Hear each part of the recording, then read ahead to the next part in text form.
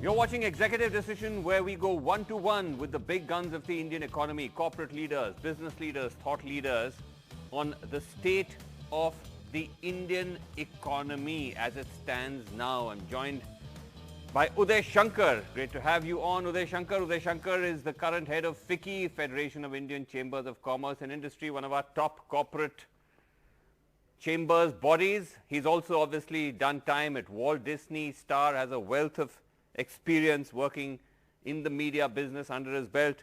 Uday Shankar, let me just start by asking you this, because I've been going through some of your comments and interviews and all of that on the state of the economy, especially in the light of the budget. You seem very happy with the budget, as does FICCI.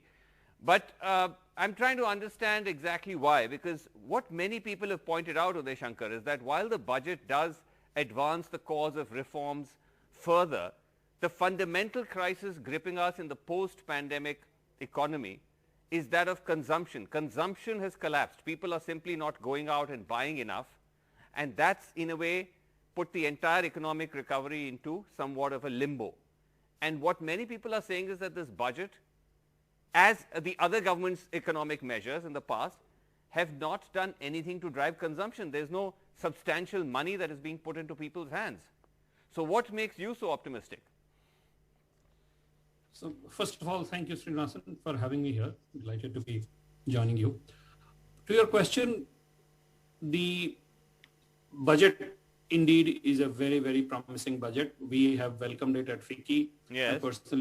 I personally feel very excited about the direction of the budget for 2 or 3 reasons. One, it's a very clear-headed budget. In a number of years that I've been observing the budget, yes, I don't think that there has been a budget which is so uncomplicated.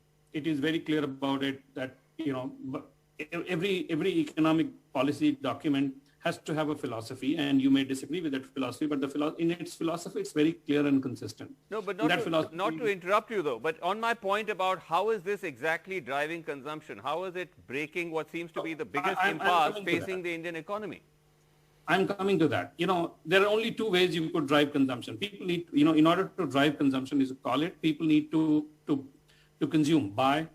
And in order to do that, you either put money directly in people's pockets, yes, or you press other triggers which allows people to earn more and hence consume more. The former is a limited option for a country of the size and scale of India, given the pressures on the government's resources. Okay. It is not possible to give a lot of money into people's pockets. The government has done whatever it could at the bottom of the social hierarchy.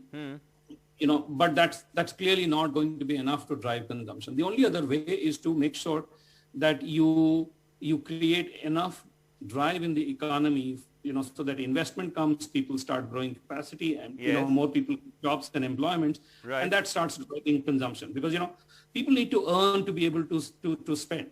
Some amount of consumption has come back, but people are still careful, afraid, frightened about the uncertainties that lie ahead. Yes. And the only way that can be addressed is if there is thriving activity that's going on in the economy and more people are getting jobs. But how is that? Okay, so when it comes to that, which is basically to drive investment and to get people to invest more and all of that, again, and this is not just linked to the budget, but everything even that has come before, where is the drive or where is the initiative to do that? The government has, yes, pumped in a lot of liquidity into the system, has made it easier in some ways for companies to borrow and to invest, but companies aren't doing that, Uday Shankar, and this is not me saying it. This is RBI data, this is CMI. They are essentially plowing their profits, either they're sitting on it, passing it on to shareholders, or parking it with the RBI, or earning interest. They're not investing enough. They're not increasing capital expenditure in significant amounts. They aren't hiring more people. That's not happening at scale. So why should the budget in any way change all of this? No. So things. First of all, let's not forget that we are coming out of, and we are still in the middle of it. We have not come out of it, but we are coming out of unprecedented social economic crisis, totally unprecedented supply side shock and a demand side shock. So you Agreed. cannot expect people to start investing whatever money, corporates, industry, business people have into the economy. First of all, what they have, the capacity that they have must get exhausted or must seem to be coming to be exhausted. All the data that we have done, FICCI surveys, etc., suggest that, capacity utilization has moved up to 60%, which is a very good number, but not enough for people to start investing. But then, Uday Shankar, that's the point I'm making. If companies are still below capacity utilization, so they're not investing more, consumers are not buying more, then we're stuck. Then we're at status quo. What you are seeing is that this is all data for the month of December and latest up to January. And already if we are at 60%, our estimate is that in the next couple of months, this number will go to 75% plus. And when your capacity hits 75%, then people start looking at capacity expansion. So the time is right for providing the right stimulus. Government, what on the other hand has done is that it has announced a massive program for investing in infrastructure, and that's a huge driver of a lot of sectors of manufacturing, whether it is steel, cement, etc., but also a huge generator of employment at from the bottom of the pyramid to the mid levels. When you see a big jump in infrastructure, I'm not sure if you're referring to the fact that the government, what it calls its capital expenditure, has increased by somewhere like around 35% over last year. Which is true, it has. But a few points on that which people have made. Number one, in absolute terms, that amount is 1 lakh crore spread out over a period of 5 years, which for a country like India is not that much. The government spending on what is called revenue expenditure, which is servicing interest, salaries and so on, is much more. It still remains, 2/3 of the total net excessive spending, extra spending. 3 crores is revenue expenditure, only 1 lakh crore is capex. Is that, again, I come back to my question, is all of that, it's very good that the government has done it, but is it enough to merit such exuberance from all of you saying this is incredible, this is now going to turn things around? Isn't that being a little over-enthusiastic? I suspect you're not happy about the exuberance that the industry is showing, but do not forget that exuberance is relative. It's coming on the back of absolute desperation. For the last 9 or 10 months, you've been in this country and you are a very active observer of what's gone on in this country. Uday Shankar, I just want to make it clear, I'm not unhappy or happy with anything. I'm a journalist and it's my job to be skeptical. It's my job to be devil's advocate. You know that. You've been in the game, so you know how that works. Just to make that clear, yes. No, I totally appreciate that. The point I'm making is that, this was a budget. Nobody expected the budget to be growth oriented. Because given all the challenges that the country and the economy has been facing, everybody was afraid that government's resources were so stretched that there would be really very little that it would do towards pushing growth. And but again, when you say growth oriented, again, there are two or three very fundamental levers that the government has decided to push. One is to encourage capital expenditure, and you're right, 1 lakh crore over a period of 5 years is not going to be enough for this country. But this is in this budget. We are hoping that it won't be. This budget is not a silver bullet, and we will see continued expenditure. Investment to go in over the years. Number one. Number two, it's also a trigger for investment from the private sector, because once the government does this, it opens it sets the boundary conditions for other people to come in. Because as I said, that there is downstream investment and there is downstream activity that should be very helpful. The second thing is that, the whole privatization agenda that the government has said, I think that's a very, very clear driver that the government wants to. So on that, I expected that you would bring it up. On that, again, Uday Shankar, you're aware, they've said 1.75 lakh crore is what they hope to earn from privatization this year. But again, just to go back to the figures from the last budget, 2 lakh crore was the target last year, revised downwards to only 32,000 crore, right? Which is a pittance. Now, the government's argument was, it was the pandemic, how could we privatize? While a lot of people have said that was perhaps the best time. The markets were surging. There was cash to be had. Big deals Huge deals went down during that time. You have to understand that in the last couple of years, not just last year was devastating, but the couple of years before that also, the Indian economy has been a bit sluggish. And it's a matter of opinion whether the government could privatize in the middle of a pandemic. I mean, you can appreciate the political implications of that when the whole country is in a lockdown and government is trying to sell everything, then it's not likely to be easy for anyone. And it's not my place to comment whether it was a good time or not. However, we believe that there is clarity, and the mechanism that the government is looking at in order to drive the privatization agenda is encouraging. Hopefully, this budget requires the government to do a lot. Right. It's there is heavy lifting in terms of execution that needs to be done, and I think we are hoping that the government will be able to do that. But at least it's a start. Right. But like you said, that the government is only one part of the pie. Some of the heavy lifting also has to be done by the private sector. When you talk to your own members, when you talk to all the other big CEOs and tycoons that make up part of FICCI and others, what is holding them back from investing? Is it just simply the fact that we hit rough weather? Because the economy was slowing down even before the pandemic, right? As you're aware, it was already, we're down now, I think this is the 6th or 7th successive quarter. What many people have not been able to figure out is, what is that pressure point which is preventing investment? It can't be liquidity, because banks, as I said, are flush with cash. So what's the great hurdle? No, look, first of all, as you said yourself, that the economy had been slowing down even before the pandemic hit, and the pandemic caused a precipitous fall.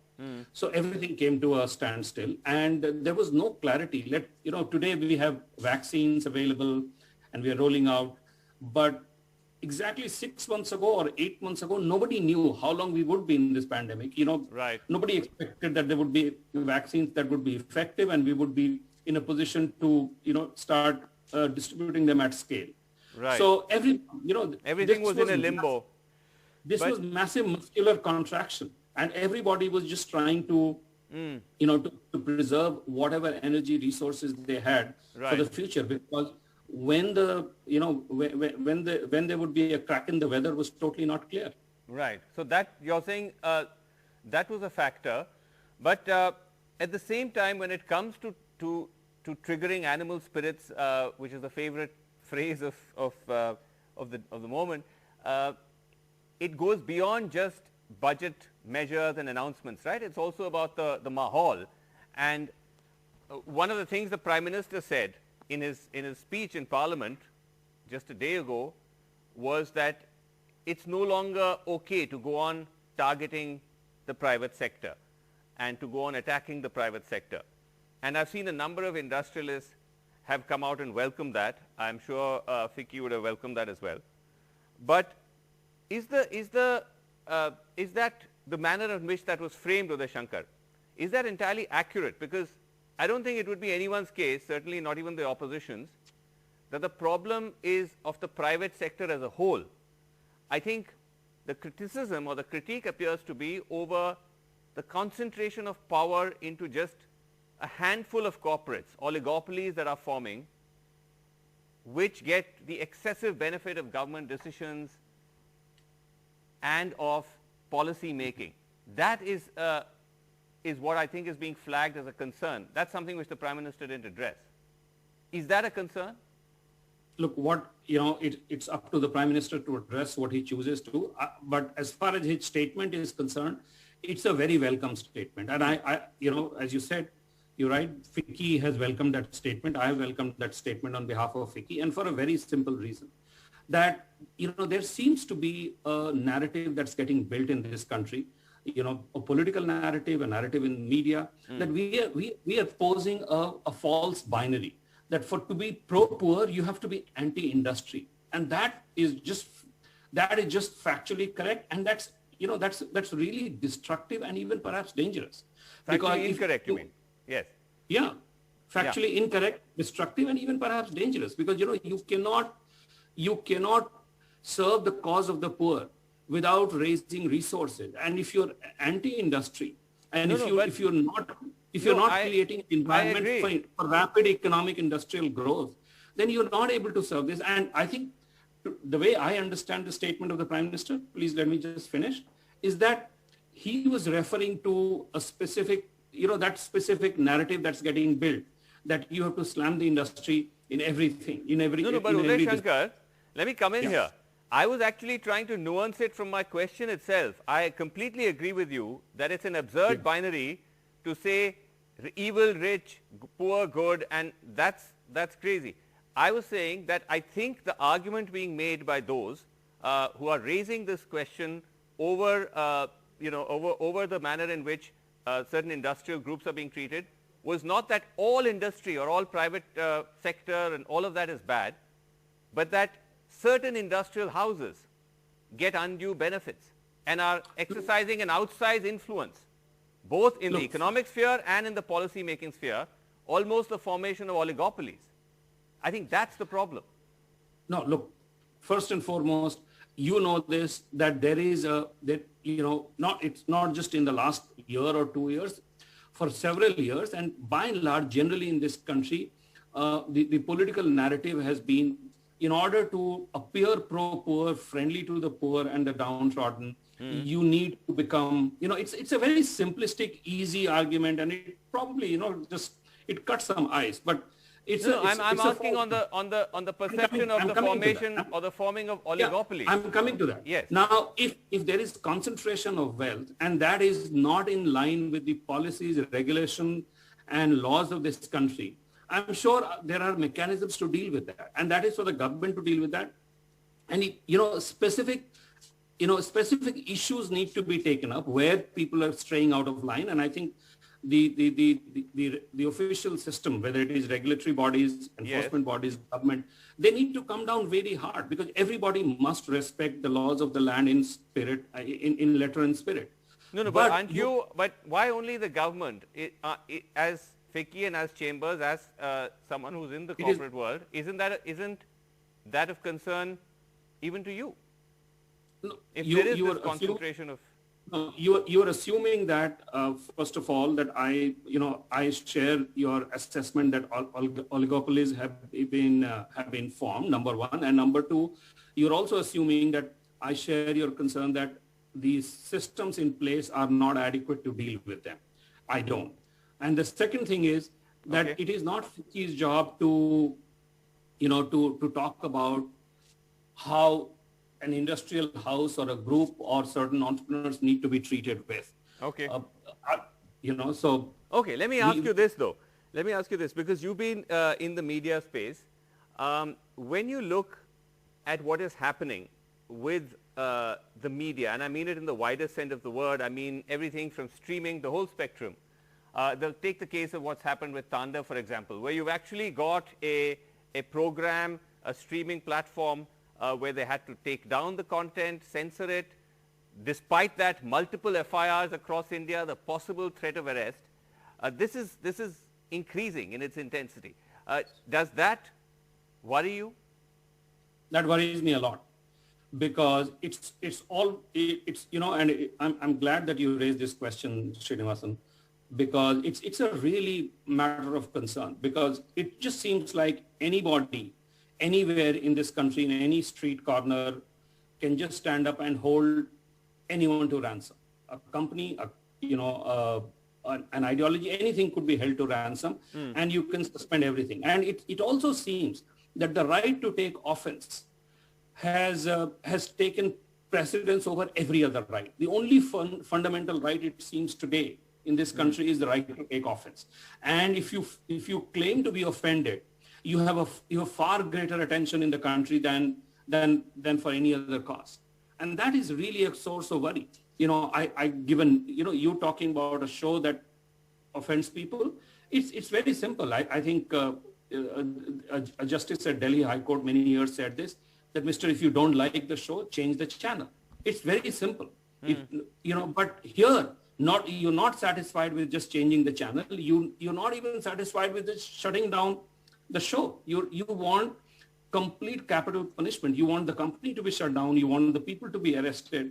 That kind of, we are in a democracy. The joy of this democracy is that we can disagree. But and, Uday Shankar, no, you're right. It is concerning. But when you say that it's anybody who can stand on a street corner and take offense, that's only part of the picture. In this instance, as we know, the FIRs have been filed or have been driven and initiated by governments, or members of political parties, right? The first stone, as it were cast from those quarters, and then others may or may not join in. So that makes it even more challenging, right? Where there's a certain state sanction to this kind of bullying and censorship. I don't know whether there's a state sanction, and I suspect that by state sanction you only mean that the sanction from the central government. But I think it is. No. I don't only mean central government, by the way. Let me make that clear. I'm saying it could be any government. No, so it is any government. And I'm not blaming any party or anything, right? This is a That's this is exactly a problem my point. That's exactly my point. But I'm saying it does have a certain political sanction to it. That's what I meant. No, so, the overall mindset in this country for anyone in authority, official authority or unofficial authority, is that, the only way, I can just take matters in my hands and I can just go lodge an FIR, sure, put protests, bring a bunch of people, start shouting and hold everybody else to ransom. I already said that I'm really worried about it, and I think it's a very narrow explanation to say that it is limited to government.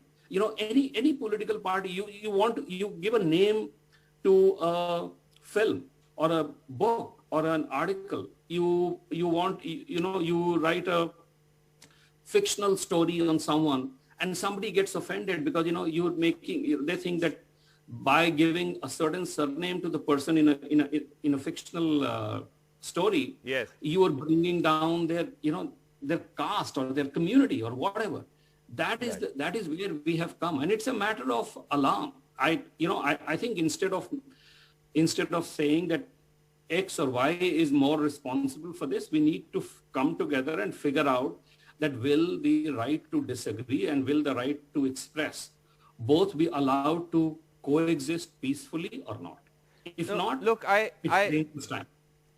Look, I think, of course, you're right. It's important to raise one's voice, but it's also important not to make the source of the problem so generic that you can't tackle it. You have to identify instances and cases of who exactly is driving this and then tackle it at that level, right? Otherwise, you can't fix any problem. And that's exactly what I'm telling you. There has to be accountability, whether if it's a political party, they're accountable. If it's a particular state government, they're accountable. If it's a particular MLA, he's accountable. If it's just some random outfit standing on the street and throwing stones, they're accountable. But you have to pinpoint accountability. And all of them are doing this, and that is what makes it generic. And hence, you can only do a systemic solution for this. You cannot attempt individual targeted solutions, and that's only going to generate more visceral reaction. That's not going to solve the problem. Is this something that as FICCI you would like to bring up? Look, this is not FICCI's mandate. FICCI has a very clear mandate that we are for, we exist for our members, and we believe that, by But some of these companies, some of these production houses, some of these content creating companies, I'm sure they're also part of FICCI or other industry associations. Yeah, they are part of FICCI. These are my views that I'm sharing with you. All I meant to say was that these are not necessarily the official point of view of FICCI, but I really believe in what I said, and I think we are at a dangerous crossroads, and we should be mindful of where we are heading. I'm glad you spoke out, Uday Shankar, but it was great to have you on. We're completely out of time.